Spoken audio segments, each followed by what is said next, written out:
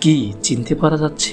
ইট পাথরের চার দেয়ালের শহরে বসবাস করা মানুষের চিনতে একটু কষ্টকর হলেও এটি শহরের মানুষের কাছে বেশ লোভনীয়। আর প্রাকৃতিক গাছপালার নিরিখ গ্রামগঞ্জের মানুষের কাছে খুবই সহজলভ্য, তবে তেমন একটা পছন্দনীয় নয়। এগুলো কচুরলতি। গ্রামের নদীর ধারে কোনো প্রকার সার ওষুধ ছাড়াই প্রাকৃতিকভাবেই জন্ম হয় নদীর ধারে এই কচুরলতি। তবে গ্রামের মানুষের কাছে বেশ সহজলভ্য হলেও পাওয়াটা তাদের কাছে খাদ্য হিসেবে তেমন একটা পছন্দনীয় নয়। তবে শহরের মানুষের কাছে কচুরলতি পাওয়াটা দুষ্কর হলেও তাদের কাছে এটি খাদ্য হিসেবে বেশ আকর্ষণীয়। হ্যাঁ, কারো কাছে উপেক্ষিত অবহেলিত, তো কারো কাছে আকর্ষিত। যেন কবির ভাষায় বলতে হয়, কেউ পায় না তো কেউ খায় না।